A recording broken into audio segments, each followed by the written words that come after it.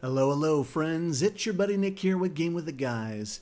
Shadow of the Erdtree has been out for a while now, and I'm sure, like me, you've spent plenty of time dying your way through the DLC. And maybe, like me, you wanted to start fresh with a new build molded around equipment from the DLC. This is something I do with all the Soul games, after all. In most Souls games, you can get to the DLC fairly early, maybe about a quarter or a third of the way through the game. In Elden Ring, you can access it even quicker. You only have to defeat Radon and Mohg before you can travel to the Shadow Realm. The catch is that Mohg is a late game boss and can be very difficult for fledgling characters. So I wanted to find out how quickly I could beat Mohg and enter the DLC with a new character. I'm sure there are plenty of videos that demonstrate exactly that. The difference is that all of those players are actually good at this game. I am not. I'm only okay at these games, so if I want to stand any chance against Mohg, I need some help. The trusty Mimic tier is about the best help you can get in this game, so that is my first objective. Secondly, we need to get the Purifying Crystal tier to survive Mohg's curse. And the third thing we need is a powerful weapon I can cheese Mohg with. For this task, I chose the Gargoyle's Black Blade. It can be obtained fairly early, it has reasonable requirements, it has good range, and a hard-hitting, spammable weapon skill.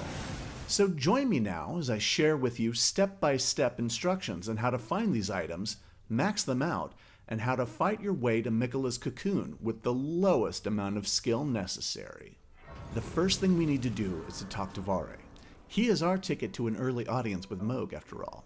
Next, we pop over to the Church of Ela to grab a smithing stone and light the grace. Now we need to hurry over to the Gatefront Grace so we can meet Melina and receive Torrent. Then fast travel back to the Church of Ela to meet Rena, who will give us the Spirit Calling Bell so we can summon our Mimic tier. From here, we're going to ride down to the beach near the coastal cave, past a merchant, and over to this gold-pickled foul foot, which is difficult to say, but we'll need this later. Now it's back to Gatefront for an extended run that's going to take us south of Limgrave down to the Weeping Peninsula. Our first step is this wagon to get the Lord Sworn's Greatsword, which I'll use to replace my starting equipment. Follow the road east, picking up the map on your way to light the next grace. Continue on the road, just ignore Bach. Bear to the right on the bridge to grab a smithing stone. Veer east after crossing the bridge and make your way up this hill for another gold-pickled foul foot, it's hard to say. Cut west across the road and look for a corpse in a chair holding a somber smithing stone 1. Now it's back to the road, give a little distance to this caravan, and as we pass the lake there will be ruins and cliffs on the left. This will be our cue to look for the next grace on the right. Light the grace and continue on the road toward the Weeping Peninsula. Be prepared to dodge a ballista bolt as you near the bridge. Swerve to the left, grab the smithing stones, and a swordstone key. A hard right after the bridge leads to our next grace. Follow the road again heading south, ignoring Arena for now. You can also ignore the items surrounded by dogs. A real target's on the Morning Star in the back of the coach and the smithing stone 2 between the misbegotten warriors. Following the road, you will see a merchant's fire off to the left and a grace beside it. East of the grace, we will launch on a spirit spring to collect the turtle shell atop the rampart. As you can see, much of this strategy involves running, and this unique shield adds stamina recovery. And it makes you look like a Ninja Turtle when you wear it on your back, which is always a plus. Get back on the road and pick up the next map. Dodge the giant arrows and grab the golden seed on the right. Proceed with caution as you look toward the southeast coast for a beach with red jellies. They are guarding a somber 2 that we need. Then plunge to your death as the quickest way back to the Castle Morn Rampart Grace. Feeling resurrected and refreshed, we hike our way up the hill to the west. The trail curls to the right, leading to the Kalu Baptismal Church. Avoid the madness mice and snatch up the sacred tear before bailing out to the west side of the church. Head back down the hill and keep close to the cliffsides on the left. Just past this pond, we can take a quick break at our grace. Traveling west, be on the lookout for a collapsed ruins off to your left. Behind them, we can use the Spirit Spring to launch us up to the road to the Church of Pilgrimage.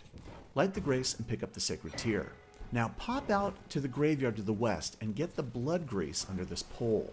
Now we race our way to the western edge of the island and get another sacred tear at the Fourth Church of America.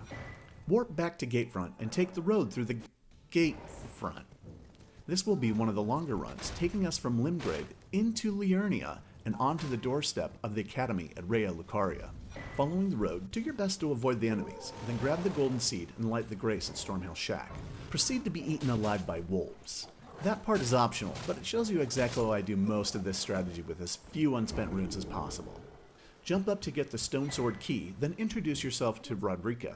Back onto Torrent to travel north, avoiding Stormvale Castle, and detouring around to this broken bridge. Follow the path around to light the grace behind the castle.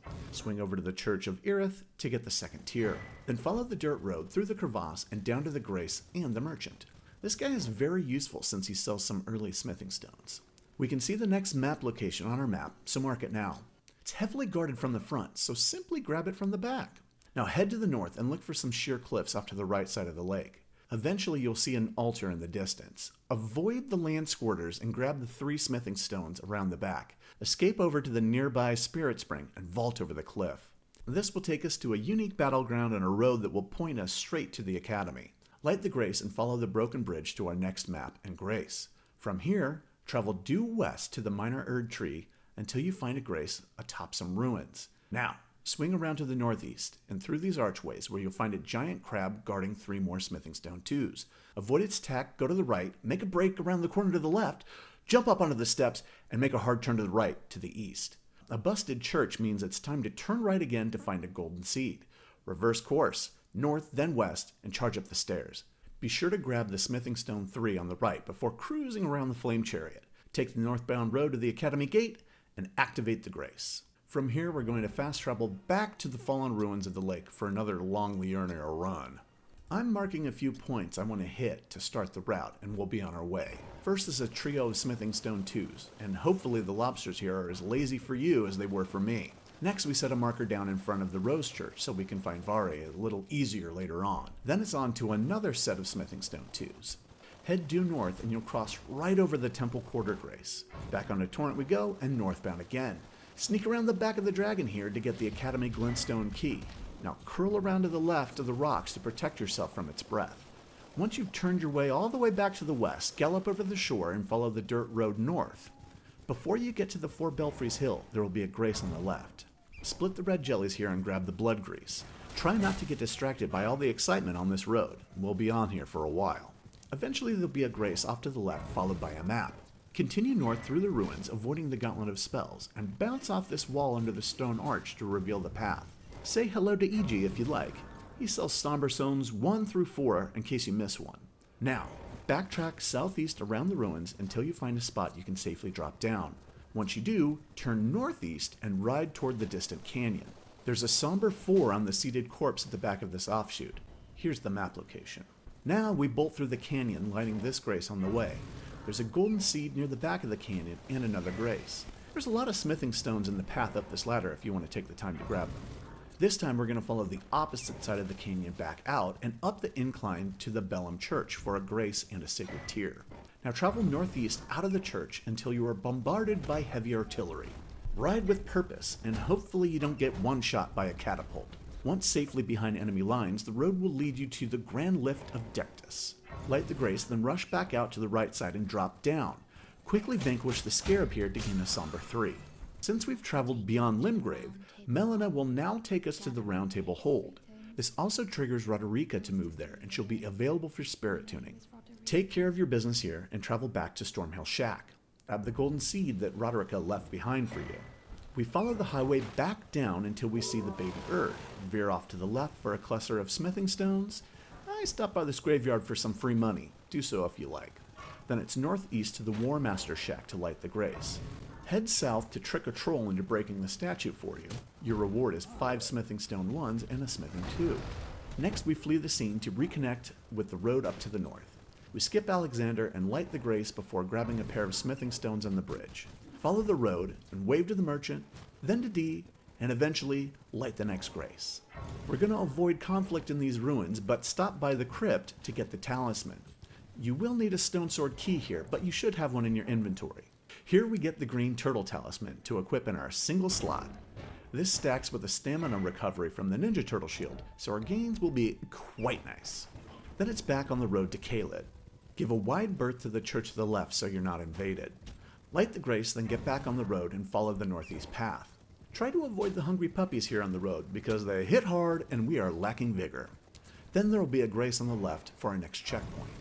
Travel east from here until you can jump north over the gap to get to Grail's Dragon Barrow.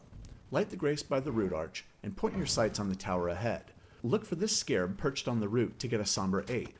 And this is an explodey boy, so be careful with your last attack. Head west to the minor Erdtree in the distance and stop by the isolated merchant shack. Buy the beast repellent torch and equip it. Even when strapped on your back, its effects will still ward off select enemies. Now redirect yourself to the east. Look for another minor Erdtree in the distance. Follow the dirt road to unlock a map for the area. Continue until you find some dragons stomping in a muddy puddle. Hook around to the left to this descending path for a basket full of goodies, including a somber 9. Set your sights back on the eastern Erd and use it as a guide to find Fort Ferrith. Old Grail himself is lounging out front. Light the grace here and charge in through the gate. Don't stop running until you get to the ladder on the opposite side. Up the ladder, and this chest holds our first half of the Dectus Medallion. The quickest way back to the grace is a lethal leap off the roof. And while we're here, it's time to get some easy levels.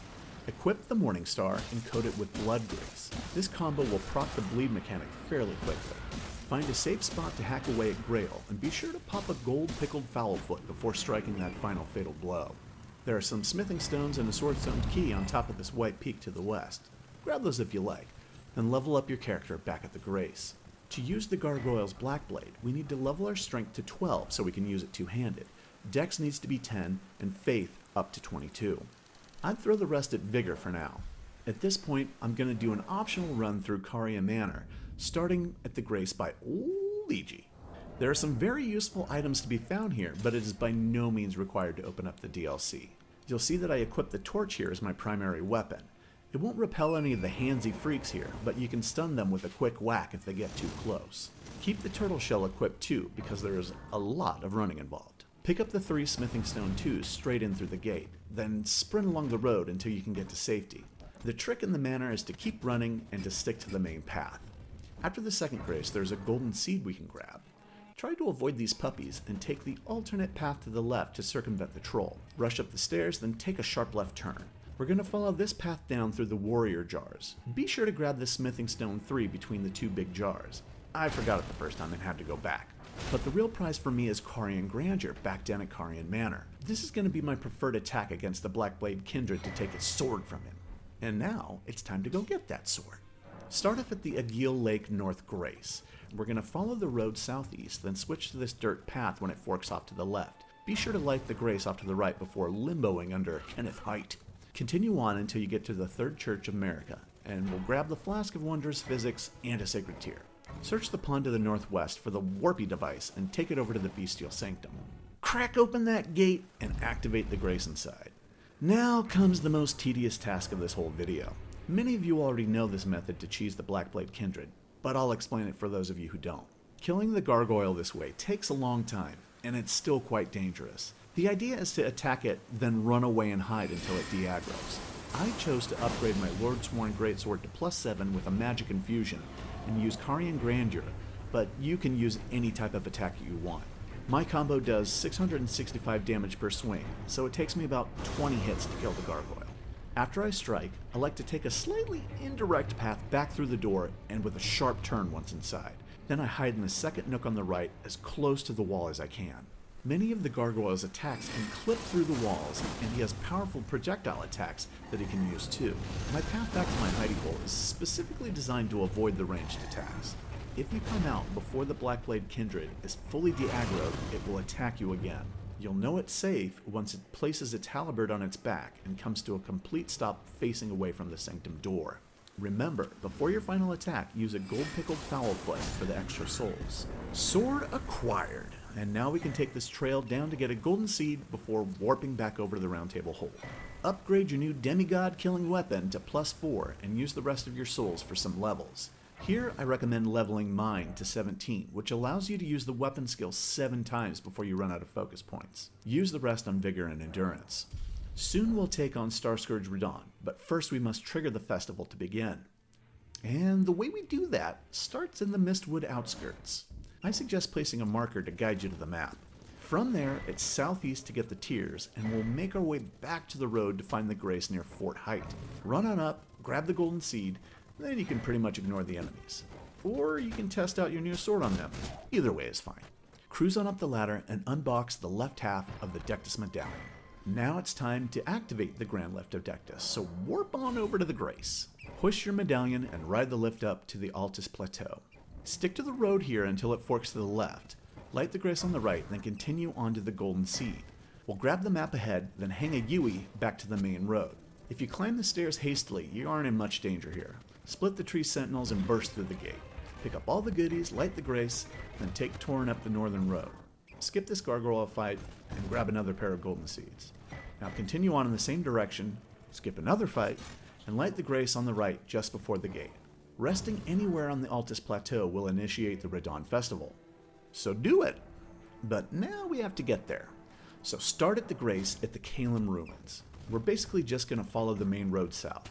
And you can light a few Graces along the way if you like. Once you get to the map in the Merchant, it's time to break off the main road and head south. Grab this golden seed on the way and frolic your way down to Redmane Castle until you get to the bridge. Light the Grace here, and the waypoint should be active to warp you inside. There is one last thing we need to do before we fight Radon, and that's to run up and pick up this Somber Smithing 5 on this corpse. Then we can go back and upgrade our sword one more time. You can come on back and talk to your buddies this time. Blythe and Alexander will have different dialogue here if you didn't start their quest lines before. You should have a pretty good idea on how to combat Radon by now, but I'll give you a few of the highlights I used to beat him here. First, I zigzagged my way up and summoned the allies, trying to stay perpendicular to his arrow shots. Once everyone is on the battlefield and Radon stops trying to snipe me, I can move in to spam my weapon skill. Try to keep the summons between you and Radon, and just blast away. When Radon launches up in the air, get back on Torrent to go seek out some summon signs to refresh your ranks. Continue the fight just as before until the Star Scourge drops. With a demigod down, now we need to check back with Vare at the first steps. He instructs us to meet the two fingers the Round Table hold. After these two meetings that definitely could have been emails, Vare will move on to his new spot at the Rose Church. Warp on over to the fallen ruins of the lake and we'll quickly get through Vare's questline. Speak to him and tell him that you thought the two fingers were a little sus. He gives you the Festering Blood Finger to invade other worlds. After 3 invasions, you can progress his questline, but I'm going to do the NPC invasion instead by warping over to the Outer Wall Battleground. From here, we're going to follow the road to the Writhe Blood Ruins. The catapults will try to pick you off, so do your best to get out of there in one piece. There's a lot of crisscrossing roads here, but the Grace under the bridge here means you're on the right path. Rush past this caravan, and the ruins will be on the left. The first building you'll see will have a red summon sign to invade Magnus the Beastclaw. This can be a pesky fight, because Magnus can hit pretty hard with his weapon, or very quickly with his beast incantations. He doesn't really fall for the weapon skill, but I found jumping attacks and the sweeping heavy attacks of the Gargoyle's Blackblade work well on him. Once vanquished, Magnus will drop a Somber Smithing Stone 6. Upgrade your sword and check back in with Vare. He has one more task for you, which is to soak the Lord of Blood's favor in Maiden's blood. The quickest way to do this is to travel back to the Bridge of Sacrifice and have Arena give its name some meaning. Then it's back to Vare to lose a finger, but gain the Pure Blood Knight's medal. This is the item we need to get to Mogwin Palace, but we're not quite ready to get there yet. Next, we're going to complete another NPC questline, starting at Agheel Lake South. Hurry west to the ruins to speak with Yura. He says not to mess with the dragon, so we won't. Instead, we're going to ride northeast through this canyon to confront Bloody Finger Nereus. Continue on to find Yura ahead and check in with him again. Now we can warp to South Rea Lucaria Gate. Walk through the gate, light the Grace, and ride down the northeast road. There's a golden seed at the dead end here. Head back and look for the red summon sign where the bridge is broken. Help Yura take out Bloody Finger Ravenmount. After a quick chat on the bridge, it's time to go meet Eleonora. Travel to the Altus Highway Junction and ride northwest to the Second Church American. There are a couple of dogs on the outside here, so get rid of them first. Yura will be all busted up inside. Hear his dying words, then grab his lovely sword. Pick up the Sacred Tear and wait for Eleonora to invade. You can take her out using the weapon skill, which she never really wises up to. She often gets caught in a loop of using dragon incantations that you can knock her out of with the weapon skill. If you're having trouble with this fight, it's pretty easy to lure her off one of the nearby cliffs where you both fall to your death, but you will get credit for killing her. And with the win, you are rewarded with her very cool weapon and the purifying crystal tear that we need. Now we have the Moog killing weapon and our Moog defending tear. It's time to recruit our partner in crime, the Mimic Tear. Start at the Fort Height West Grace and follow the dirt road down to the crater. Careful jumping down the rocks, as it's very easy and embarrassing to stupidly die here. Just run past everything until you get to the Grace. Once you enter Nokron, take a hard right to grab a Ghost Glowwort 3 and 4. Then hurry back on your way. Before you enter the Fog Gate here, strip off your weapon so the Mimic boss will be unarmed. Once it forms, you can put your weapon back on and win this very fair fight. Right out through the northward road, then break off to the left. I take a moment to check out Mogwen Palace from a distance, but then it's back onto the road again before peeling off to the left to light this Grace. There's one more item we want to grab here, and it's just a bit off to the north. Avoid all the wolves here and jump off this cliff to find a Ghost Glowwort 5. Now we warp back to the Ancestral Woods Grace, then plunge into the Night's Sacred Ground. Just keep running here, you'll be fine. Cross the makeshift bridge into the next building. Use the Swordstone key here to open the Fog Gate, then claim the Mimic Tear Ashes as your own. We're going to need a few more upgrade items nearby, so travel back to the Ancestral Woods Grace. Curve around to the east until we get to the bridge, then follow the path under the bridge and slowly make your way down to the lower level. Drop onto the toppled column and head for the ramp to the north. Cross the pond and jump down to the next level. Grab the golden seed and cross the land bridge and then turn right. We're going to stick closely to the right side of this area. After the wooden shack, make a right turn and look for a Ghost Glowwort 2 just after a waterfall. Follow the wall southwest until you get to the Grace that is usually the entrance of this area. Back behind there to the west, you'll find a Ghost Glowwort 1 that we need. Now we can upgrade the Mimic to +5. We'll need to have 20,000 souls on hand to do that. Now we have everything we need to beat Moog, but we could use some more upgrades. We're going to travel back to the Ancestral Woods Grace to get the materials we need. Ride northeast past this kinky ceremony until you find some jellies. Follow them down this path and light the Grace. The Somber Smithing Stone 7 is always the bottleneck keeping you from fully upgrading a Somber weapon very quickly. Usually heading to Volcano Manor and going through the Gods Noble is thought of as the easiest way to get the Somber 7. I disagree. Instead, we're going to get it by going through the Siofra Aqueduct, since we already have access to the area, and there's Ghost Glowworts here that we need too. We can easily run past all the enemies here until we're forced to battle the valiant Gargoyle twins. This can be a bit of a tough fight, but we've got the tools we need to win. Just be sure to remove any offensive spells or items and any weapons so you can make sure that your Mimic's only chance for offense is using our spammy sword. When you enter the boss room, give yourself some space from the wall behind you, but make the gargoyle walk as far as possible to get to you. This is going to give you a little extra time when phase 2 starts, because the second gargoyle is going to have to walk that same distance before it can engage.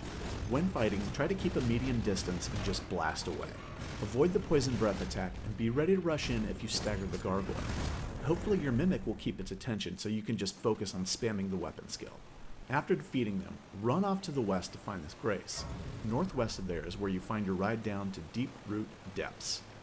The name is hard to say, but this place is full of great stuff, but we're just going to pass through. Use these roots to cross the gap and ride up to the cave. Pop some ant butts and get some valuable runes, then rush out the other side. Activate the Grace by the northwestern edge, then follow the waterfall around to our next stop. The Beast Repellent Torch here is useful if you want to explore some more, but I'm just going to head for the next Grace before climbing into another very stony vessel. We emerge from the coffin in Ainsel River, Maine. Now just run south to light the Grace. Continue south, but be ready to duck behind some cover once you reach the old palace ruins. The malformed star ahead is looking to barrage you with rocks, so you can summon your Mimic Tear to run some distraction. Pluck the Ghost Glowwort 6 in front of the malformed star, then let your weapon skill do all the talking. Killing it gives you the Somber 7 that we need, and just behind it to the west is a Ghost Glowwort 7. Just ignore all the enemies here and sprint down the water slide, through the ant colony, and into Noxtella. Light the Grace, then run out to the west, sticking to the wall on the left. Growing under the bridge is a Ghost Glowwort 8. Try to grab it without dying like I did. Now we can max out our sword and Mimic, so we need to travel to Mogwen Palace by using the Pure Blood Knight's Medal. When you arrive, immediately look behind you for a Ghost Glowwort 9. This part of the trip is all about running and dark places, so make sure you have both your torch and your turtle shield equipped. Grab this map, light the Grace, now get ready to run.